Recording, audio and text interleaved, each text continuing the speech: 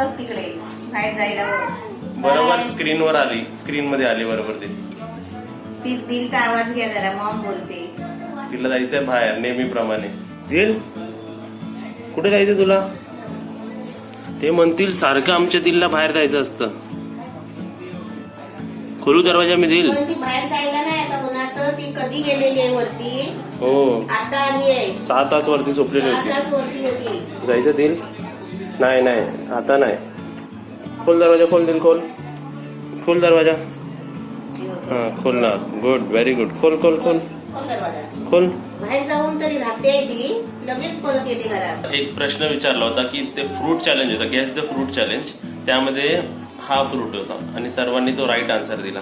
तर आता आम्ही तुम्हाला एक कापून दाखवतोय आतमध्ये कसं असतं आणि काय असतं.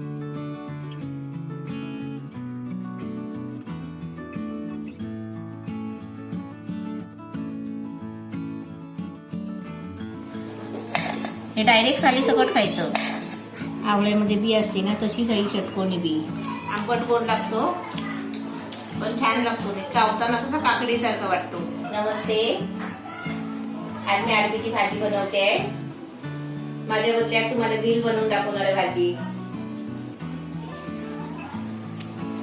दिल तू जाऊन माझ्या जागेवर का बसली? मग ती नमस्ते बोलायला गेली होती. तू नमस्ते विसरते ना कधी कधी. मी नमस्ते कधी कधी विसरते. शूट करायला थोडा वेळ लागतो म्हणून तिला फ्रूट किंवा छास किंवा पेज असं काहीतरी पहिलं देतो, म्हणजे कसा टाइम लागतो.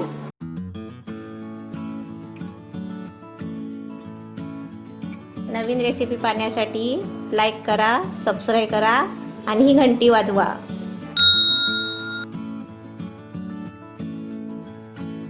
नमस्ते, आज कोबीची कोफ्ता कढी बनवते.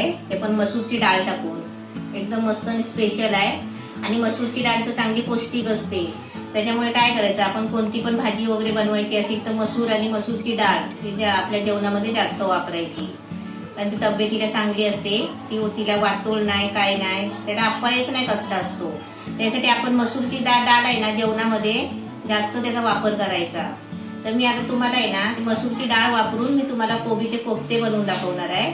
आणि कोफ्ते आहे ना मी तेलामध्ये नाही बनवणार आहे, वाफेवर वाफवणार आहे. म्हणजे आपण सांडगे बनवतो ना, झटपट सांडगे, तसे मी ते आता बनवणार आहे. तर मी तुम्हाला आता दाखवते. त्याच्यासाठी लागणारं साहित्य, हा कोबी घेतलाय आणि बारीक किसणीवर आहे ना किसून घेतलाय. त्याच्यासाठी हा एक बटाटा घेतलाय.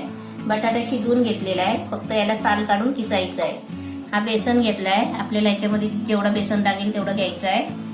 मीठ घेतलंय, चवीपुरतं घ्यायचं आहे. 1 वाटी मसूरची डाळ घेतली आहे. 3 कांदे घेतले, 4 टोमॅटो घेतले आहे. हा थोडासा अर्धा चमचा गरम मसाला घेतलाय, अर्धा चमचा हळद घेतली आहे, 1 चमचा आलं लसूणची पेस्ट घेतली आहे. हा माझा घरातला कोकणी मसाला आहे, हा मी 1.5 चमचा घेतलाय. आणि मला आहे ना ग्रेव्हीसाठी मी थोडीशी कढीपत्त्याची पानं, हे खोबरं थोडंसं घेतलंय, हे 10-12 काजू घेतले, 3 हिरवी मिरची घेतली आहे. हा खडा मसाला घेतलाय, तेजपत्त्याचं पान 1 आहे, हे चक्री फूल थोडंसं अर्धा आहे, हे काली वेलची, हे जावेत्री, लवंग घेतले 3 आणि 5 काली मिरी आणि छोटासा दालचिनीचा तुकडा आहे बघा. आणि आपल्याला थोडासा जिरा आणि हे तेल घ्यायचं आहे. आणि आपली कापलेली कोथिंबीर आहे याच्यामध्ये, ती मी तुम्हाला टाकताना दाखवते. आता मी पहिलं काय करते, हे कांद्याची पेस्ट बनवते, टोमॅटोची पेस्ट बनवते, ह्याची पेस्ट बनवते, म्हणजे वेगवेगळी बनवून घेते. आणि मसूरची डाळ आहे ना शिजवून चांगली कुकरला लावून ही शिजवून आणते. आणि तुम्हाला हे सर्व रेडी करूनच तुम्हाला डायरेक्ट दाखवते. कांद्याची पेस्ट करून घेतली आहे, टोमॅटोची पेस्ट केली, हे आपले काजू, खोबरं, कढीपत्ता हे सगळं पेस्ट करून घेतले आहे. ही मसूरची डाळ पण कुकरला लावून ही चांगली अशी शिजवून घेतली बघा. आता मी आहे ना पहिले कोफ्ते कसे बनवायचे त्याच्यामध्ये आता कोबीमध्ये काय काय साहित्य टाकते ते मी दाखवते. आणि तोपर्यंत आहे ना हे मी पाणी गरम करायला ठेवलंय, त्याच्यावर आपल्याला चाळणीमध्ये ते कोफ्ते उकडून घ्यायचे आहे. हे बटाटा पहिलं याच्यावर किसून घेते. बटाटा एक टाकलं ना मग त्याची बाइंडिंग चांगली होते आणि पीठ कमी लागतो. बटाटा पण किसून घेतलाय. आता त्याच्यामध्ये आहे ना हे सगळे असे मसाले टाकते थोडे थोडे, कारण आपल्याला ग्रेव्हीमध्ये पण वापरायचे आहे. पण कोफ्त्यामध्ये अशी वस्तू टाकली ना की त्या कोफ्त्यांना पण चव येते ना जरा. अर्धा चमचा याच्यामध्ये मसाला टाकते, थोडासा गरम मसाला टाकते,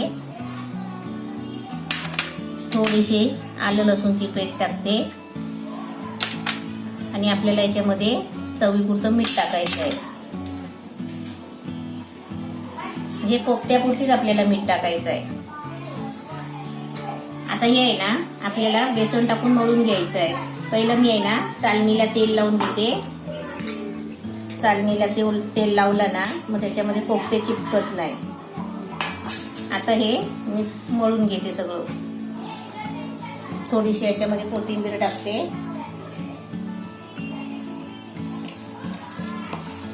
पाणी नाही टाकायचं आहे. याच्यामध्ये आपल्याला बेसन लागेल ना तेवढंच टाकायचं आहे, 2-3 चमचे.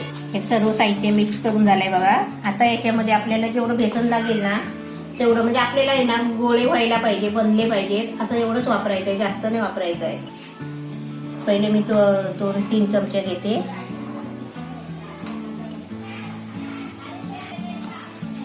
चांगलं असं हाताने आहे ना असं मळून घ्यायचं. अजून आपल्याला 2-3 चमचे लागेल.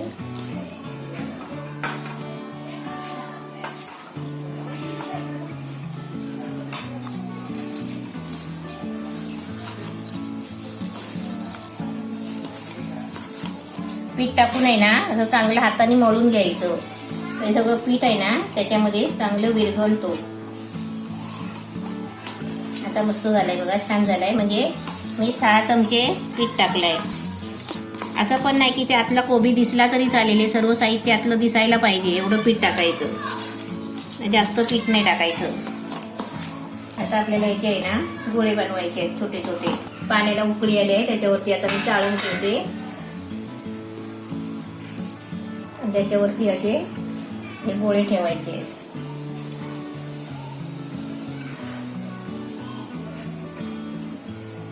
ते आपण तेलामध्ये फ्राय केले ना तरी पण चालतील, भजीसारखी येतात. पण मी काय म्हटलं जास्त तेलकट नको ना, कधी कधी आपण थोडं तेल कमी खाल्लं तर चालतो.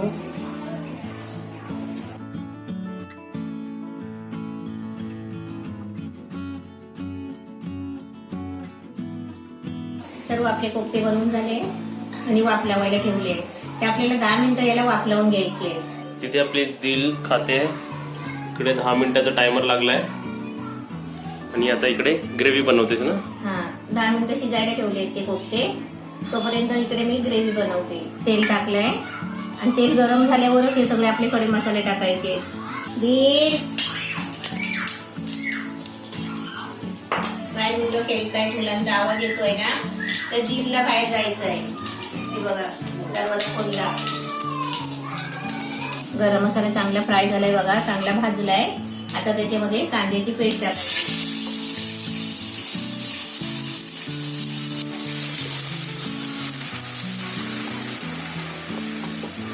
कांदा चांगला फ्राय झाला ना मग त्याच्यामध्ये आपल्याला आलं लसूणची पेस्ट टाकायची आहे. त्याच्यानंतर आपल्याला टोमॅटोची पेस्ट टाकायची आहे. आपण कांदा लवकर आता पेस्ट करून टाकली ना, बारीक कांदा वाटून, तो लवकर तेलामध्ये विरघळतो, लगेच फ्राय होतो.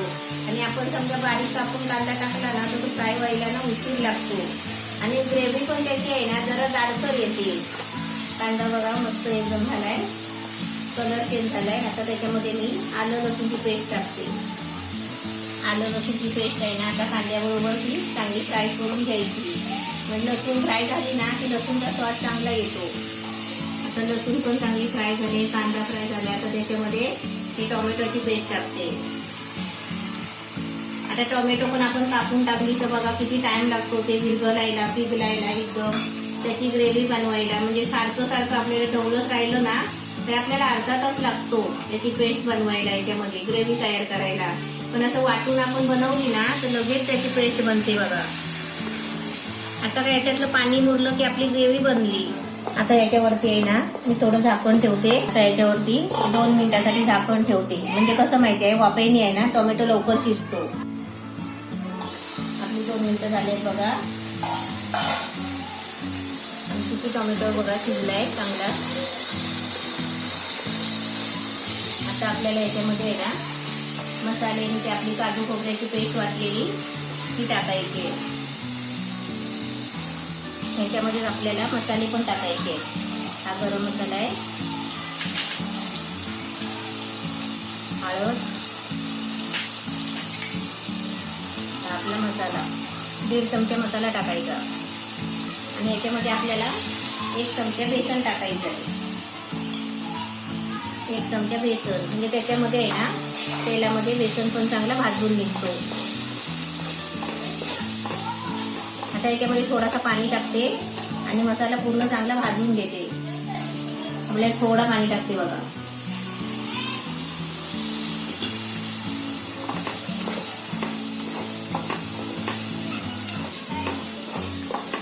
आता याचे 2 मिनिटं आहे ना चांगले मसाले फिरवून घ्यायचे, ढवळून चांगले.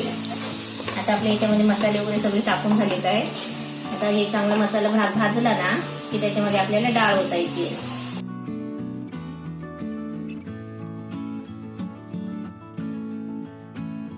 दोन मिनिटं चांगला मसाला असा फिरवून घ्यायचा परतून. मसाला आपला चांगला भाजला आहे. आता मी याला गॅस बारीक करते आणि याच्यावर थोडं झाकण ठेवते आणि आपल्या कोफ्त्याला पण 10 मिनिटं झालेत बरोबर. ते पण आपले बघूया आपले शिजलेत काय व्यवस्थित. कोफ्ते पण एकदम छान शिजले आहेत. असं गरम गरम असतात ना तर आपण एकावर एक ठेवले ना तर असं पाणी मारायचं आणि असे कोफ्ते काढायचे. आपण मोदक कसे काढतो तसे. एकदम मस्त छान झाले बघा. रेसिपी बनवणं एवढं पण सोपं नसतं. आता ते तुम्हाला दिसतंय की ते लगेच उचलून टाकते, पण ते खूप गरम आहे. मी आता जरा हात लावलेला त्याला तर माझा हात भाजला एकदम. आता ती पटकन उचलून दाखवते. आता व्हिडिओमध्ये दिसायला तर एकदम ते सोपं वाटतंय, असं वाटतं की ते असंच काही एवढं नाही आहे, पण ते किती गरम आहे ते बघा. आपले दिल तुला अजून पण बाहेर जायचं दिल. एक कमेंट होती की आम्ही तर व्हेजिटेरियन आहे तर आमच्यासाठी पण काहीतरी असं झणझणीत रेसिपी दाखवा ना, कारण आपण पाठी 2 नॉनव्हेज टाकले होते ना. फ्रायडेला अंडी टाकली होती, मुगलाई अंडा, आणि कालला पण हे टाकलेलं चिकन टाकलेलं एकदम नवीन प्रकारचा. तर ते म्हणाले व्हेज मध्ये पण आम्हाला काहीतरी असं झणझणीत दाखवा ना. तर ही रेसिपी तुमच्यासाठी आहे. एकदम मस्त झणझणीत होणार आहे. ती ग्रेव्ही बघितली तुम्ही, जर ह्याच्यात चिकनचे पीस टाकले किंवा काही अंडी पण टाकली ना तर ही तशी रेसिपी व्हायची. चिकन बनणार तसं. हो, आणि कोफ्ते आपण जरा हेल्दी वेनी बनवले आहेत, कारण त्यांनी ऑइल मध्ये आणि ऑइल मध्ये फ्राय नाही केलेत, स्टीम्ड आहे. आपले कोफ्ते पण झाले आहेत. ते आता थंड झालेत ना की कडक होतील बघा, एकदम खेचल्यासारखे होतील. एकदम मस्त शिजले आहेत, मऊ एकदम झाले. ते असे मऊ झालेत. कोबी आहे ना त्याच्यामध्ये पण मऊ झाले. आता आपली ग्रेव्ही पण बघूया. मस्त तेल सोडलंय ग्रेव्हीने पण एकदम चांगली झाली आहे. आता आपल्याला ह्याच्यामध्ये डाळ ओतायची आहे.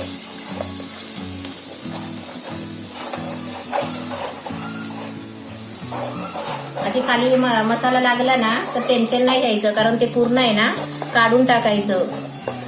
असं काढून घ्यायचं ग्रेव्ही मध्ये, त्याची टेस्ट जास्त वाढते. आता आपल्याला याच्यामध्ये डाळ ओतायची. डाळ चांगली शिजवून घ्यायची आणि जर समजा कमी शिजली तर घोटून घ्यायची.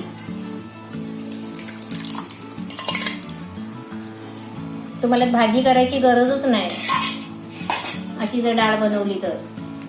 आणि असे कोफ्ते बनवायचे, डाळ बनवायची.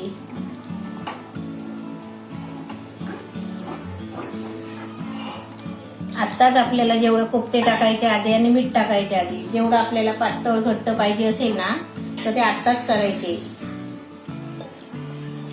नंतर नाही पाणी ओतायचं. एकदा उकळी आली ना की नंतर पाणी नाही टाकायचं. कोफ्ता कढी म्हटली ना तर ती कशी जरा पातळच असते आणि कोफ्ते टाकल्यावरती ग्रेव्ही बनते त्याची घट्ट. याला अजून उकळी यायची आहे. आता मी याच्यामध्ये मीठ टाकते. मीठ पण आपल्याला चवीपुरतं टाकायचं आहे. आपले जसं आपण बनवू ना डाळ आमटी काय बनवतो त्या हिशोबाने आपण मीठ टाकायचं. आणि समजा आहे ना अळणी खार झालं तर खार नाही झालं तर करायचं. फक्त थोडं मीठ कमी पडलं तरी चालेल, परत टाकता येतो, पण खार नाही करायचं. जास्त मीठ नाही टाकायचं. चाकून बघायचं आणि परत टाकायचं. असं करायचं. म्हणजे नवीन माणसं कोण बनवत असतील त्यांना सांगते मी. आता याला चांगली उकळी आली ना की त्याच्यानंतर आपल्याला त्याच्यामध्ये ते कोफ्ते टाकायचे आहेत. आणि अशी पण कमेंट येते की तुम्ही तर 2 माणसं आहात, मग तुम्ही एवढी रेसिपी कशाला बनवता. आता एवढी चांगली रेसिपी बनते तर एकदा खाऊन ते मन भरत नाही आपलं, मग ते परत खायला वाटतं. तर मी ठेवून पण खातो. आणि कधी कधी तर ते ऑन द स्पॉट संपून जातात जेव्हा आम्ही डिस्ट्रीब्यूट करतो, म्हणजे आजूबाजूला देतो किंवा रिलेटिव्ह जेव्हा येतात किंवा रिलेटिव्हला आम्ही पार्सल देतो. राहतात माणसं, नातेवाईक माणसं वगैरे. मग ते कधी कधी संपतं पण, आणि उरलं तर माझं नशीब आहे. आता याला उकळी यायला देते. तर उकळी यायला लागली बघा. उकळी आल्यावर आपली चांगली डाळ ती एकजीव झाली पाहिजे ग्रेव्हीमध्ये, आणि मग त्याच्यानंतर आपल्याला ते कोफ्ते टाकायचे आहेत. आणि कोफ्ते टाकल्यावर पण आपल्याला जास्त शिजवायचे नाही, त्या उकळीमध्येच टाकायचे आहेत आणि आपण लगेच उतरून ठेवायचे. असे सुद्धा खूप कमेंट्स येतात की आम्हाला तुम्हाला भेटायचं आहे, मीटअप ठेवा, म्हणजे मावशीला आम्ही तुम्हाला, मावशी आम्हाला भेटेल, आम्ही त्यांना भेटू. तर तुझं काय बोलणं याच्यावरती? मी तर त्यांना रोज भेटते, मी समोर समोर दिसते, त्याच मला कुठे भेटत नाही, दिसत नाही. हे बरोबर फॅक्ट आहे, आम्ही तुम्हाला रोज दिसतो पण तुम्ही आम्हाला दिसतच नाही कधी. दिसत नाही. तुम्ही आपले फोटो तरी पाठवता काय? आणि तुम्ही जे कमेंट करता त्याच्या बाजूला तुमचा कधी कधी फोटो पण नसतो. हा, मग माहिती कसं पडणार? आणि तुम्ही कुठून कमेंट करताय ते पण सांगत नाही. तर या रेसिपी मध्ये आपण त्यांच्यावर भांडायचं आहे का? किती एकदम स्वीटली भांडते तू एकदम. हा, आज असंच भांडलं पाहिजे ना. कारण ते कमेंट देतात, ते कुठून देतात ते पण सांगत नाही. त्यांच्या कमेंट वर आपला फोटो पाठवायचं, म्हणजे काकी फोटो तरी बघून खुश होईल. चांगली उकळी आली बघा. तुम्हाला एकदा ढवळून दाखवते. मस्त डाळ आणि ग्रेव्ही एकदम एकजीव झाले बघा, एकदम सरसरीत झाली. आता याच्याबरोबर तुम्हाला भाजीची काय गरज आहे? जेवायला वाटताना 2-2 कोफ्ते द्यायचे, हे गोळे द्यायचे 2-2, आणि डाळ द्यायची. आता उकळी आली, त्याच्यामध्ये टाकते.